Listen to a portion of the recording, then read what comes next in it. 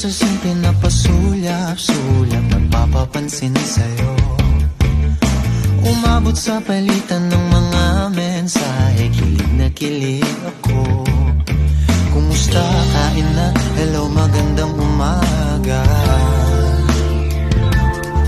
Ingat ka, pahinga, huwag kang masyadong magpupuyat pa. Naramdaman ng puso na dahan-dahan akong nahuhulog sa'yo.